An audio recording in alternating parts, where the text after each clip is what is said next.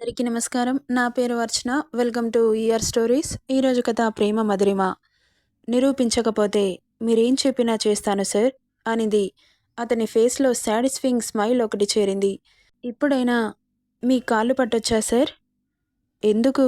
నన్ను టచ్ చేయాలని అంత కోరికగా ఉందా? అని ఒకలాగా చూస్తూ అంటుంటే కోపంగా చూసింది అతన్ని. చెప్పు అంటూ ఆమె భుజం మీద చెయ్యి వేశాడు నలిపేస్తూ. అతని పట్టులో ఏదో తేడా తెలుస్తుంటే అతన్ని దూరం నెట్టి బయటకు పరిగెత్తింది. పరిగెడుతున్న ఆమెని కన్నింగ్ స్మైల్ ఇస్తూ మొబైల్ తీసుకొని ఎవరికో కాల్ చేశాడు. నెక్స్ట్ సెకండ్లో ఇక్కడ దక్షిత మొబైల్ రింగ్ అయింది. ఈ టైంలో పెద్ద సారు ఎందుకు కాల్ చేస్తున్నారు అనుకుంటూ కాల్ లిఫ్ట్ చేసి నమస్తే సార్ అనింది. నమస్తే దక్షిత. చెప్పండి సార్. ఈ టైంలో కాల్ చేశారేంటి? వాడు ఏదడిగితే అది నువ్వు దగ్గరుండి చూసుకోవాలని చెప్పాను కదా. చెప్పారు సార్. మరి నువ్వేం చేస్తున్నావు? వాడు ఏదో చెబితే చేయకుండానే వెళ్ళిపోయావని చెబుతున్నాడు. నిన్ను వాడికి అపాయింట్ చేసింది ఎందుకో తెలుసు కదా అంటుంటే ఆయన నాకేం చెప్పారు, నేనేం చేయలేదు అని మనసులో అనుకుంటూ అవును సార్, ఆయన ఏం చెప్పినా నేను చేస్తున్నాను. లేదమ్మా, ఇప్పుడు నువ్వు ఎక్కడున్నావు? కింద హాల్లో ఉన్నాను. వాడి రూమ్కి వెళ్ళు, ఏదో పనుందంట నీతో. నాకు చాలా సంతోషంగా ఉంది దక్షిత. ఈ టైంలో వాడిని నెగ్లెక్ట్ చేయకు. వాడిలో చాలా మార్పు వచ్చింది. ఇదంతా నీ వల్లే. అసలు వాడు ఇంత మారాడు అంటే చాలా సంతోషంగా ఉందమ్మా అంటుంటే ఈయన ఎందుకు ఇంత సంతోషపడుతున్నాడు? దక్ష సార్ కాల్ చేసి ఏం చెప్పారు అని ఆలోచిస్తూ ఉంది. అర్థమైందా? వాడు మారుతున్నాడు. ఈ టైంలో వాడిని ఇంకా కేరింగ్గా చూసుకో. సరే అమ్మా, ఇక ఉంటాను అని కాల్ కట్ చేశారు. ఆయన ఇప్పుడు కిందకి వచ్చానుగా, మళ్ళీ ఎందుకు పిలుస్తున్నారు అని రూమ్లో జరిగిన దాని గురించి ఆలోచిస్తూ ఉంది దక్షిత.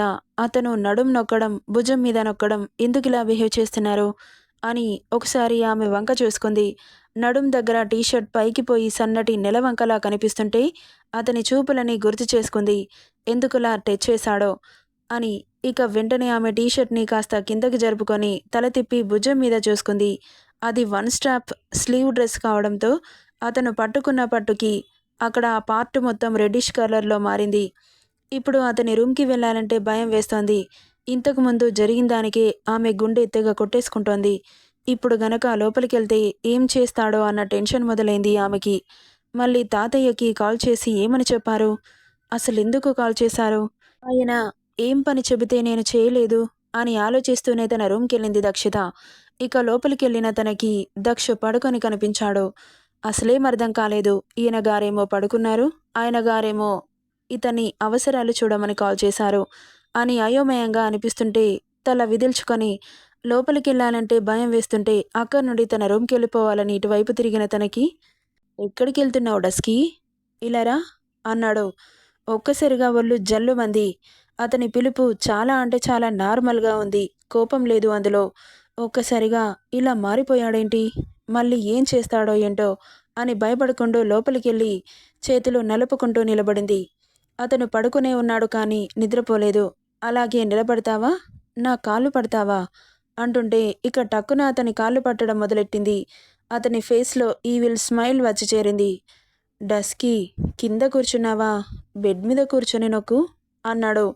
అతను మాటల్లో చేంజ్, అతని ప్రవర్తనలో చేంజ్ అర్థం కాకుండా అయోమయంగా చూస్తోంది దక్షిత. దీని వెనక ఏదైనా కుట్ర ఉందా అని భయమేస్తోంది కూడా.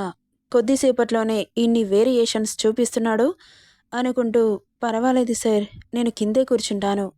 వద్దు డస్కీ, నువ్వు పైన కూర్చోవాలి. నాకు ప్రేమ పాఠాలు నేర్పిస్తా అన్నావుగా, నేర్పించవా?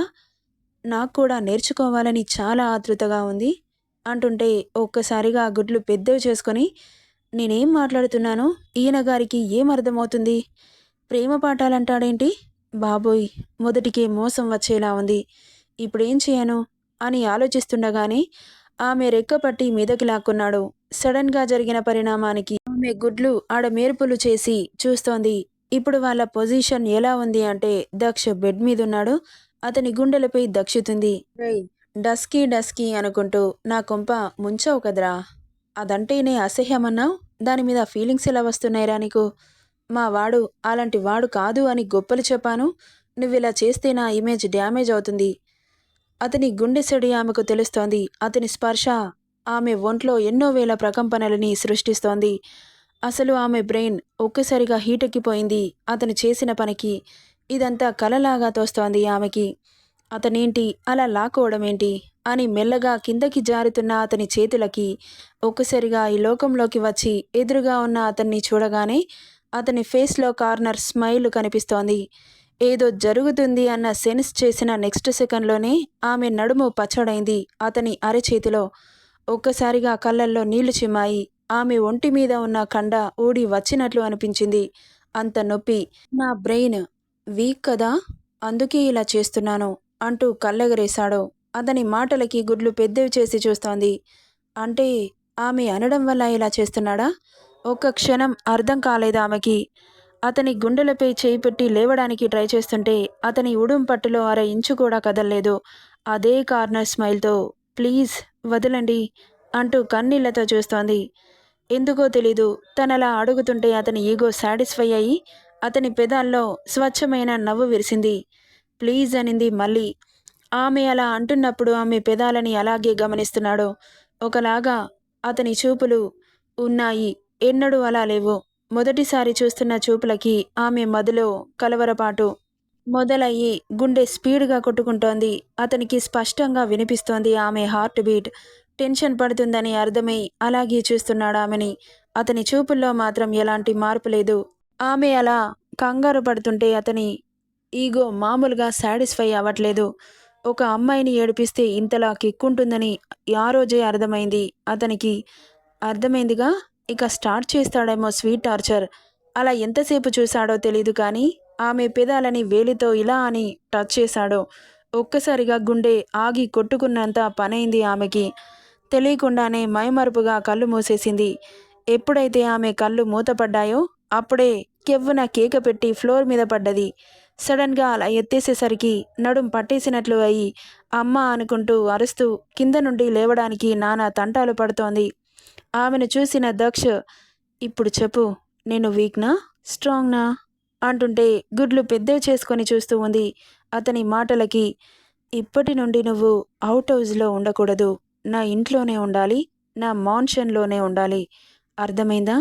నీకు తెలీదుగా నా బాడీ వీక్గా ఉంటుందా లేక స్ట్రాంగ్గా ఉంటుందా అని అంటుంటే పిచ్చి పట్టినట్లుగా చూస్తూ ఉంది. అసలు ఈయన గారు ఏం చేస్తున్నారు, ఏం చెబుతున్నారు? ఆమెకేం అర్థం కావట్లేదు. చెప్పడం పూర్తి అయింది అన్నట్లు బెడ్ మీద అడ్డంగా పడిపోయాడు. నేను ఇక్కడి నుండి వెళ్ళాలా వద్దా? నొప్పి పెడుతున్న నడుముని రుద్దుకుంటూ ఆలోచనలో పడింది. ఇక దక్ష నుండి ఎలాంటి సౌండ్ రాకపోతుంటే తల తిప్పి చూసింది. గాఢ నిద్రలో కనిపించాడు. అసలేంటి ఈయన నిద్రపోతున్నాడు అని ఆశ్చర్యం, అయోమయం ఆమెలో. నన్ను రూమ్కి ఎందుకు పిలిచాడు అన్న కన్ఫ్యూజన్లో ఆమె బ్రెయిన్ బేజా ఫ్రై అవుతుంటే ఇక చిన్నగా హెడేక్ మొదలైంది. ఆలోచనలను పక్కకు నెట్టి అక్కడి నుండి ఎక్కడికి వెళ్ళాలా అని ఆలోచిస్తోంది. అవుట్ హౌస్లో ఉండకూడదు అని చెప్పాడు, మరెక్కడికి వెళ్ళాలి అని పిచ్చి పట్టినట్లుగా అనిపిస్తుంటే ప్రస్తుతానికి అక్కడ వెళ్ళి పడుకున్న. మార్నింగ్ లేచి ఇక్కడికి బట్టలు సర్దుకొని వద్దామనుకొని లేవగానే అడుగు ముందుకు కదలడం లేదు. ఎందుకా అని తల తిప్పి చూసిన తనకి తన డ్రెస్ చివర అతని చేతిలో చిక్కింది. మళ్ళీ షాక్. అసలేం చేస్తున్నాడు? నిద్రపోయాడా లేదా? నాకు పిచ్చి పట్టేటట్లుగా ఉంది, నిజంగా పిచ్చెక్కిస్తున్నాడు అనుకుంటూ తల తిప్పి అతన్ని చూసింది. గాఢ నిద్రలో ఉన్నట్లు అనిపిస్తోంది. అతని ఫేస్పై ఆమె చేతితో ఇలా ఇలా అని ఊపి చూసింది. ఎలాంటి రియాక్షన్ లేకపోయేసరికి పడుకున్నాడు అని అర్థమయ్యి అతని గుప్పిట్లో నుండి ఆమె డ్రెస్ని విడిపించుకోవాలని చూస్తే అసలు రాదే. గట్టిగా లాగితే చినిగేలా ఉంది, అంత గట్టిగా పట్టుకున్నాడు అనుకుంటూ తల కొట్టుకొని ఆమెకు తలనొప్పి ఇంకా ఎక్కువ అవుతుంటే ఏం చేయాలో అర్థం కావట్లేదు. అతన్ని లేపుదామా అనిపిస్తుంది కానీ పాపం బాగా నిద్రపోతున్నాడు, డిస్టర్బ్ చేయడం ఎందుకు అనిపించింది. మళ్ళీ లేపితే ఏం రచ్చ చేస్తాడో అని భయం.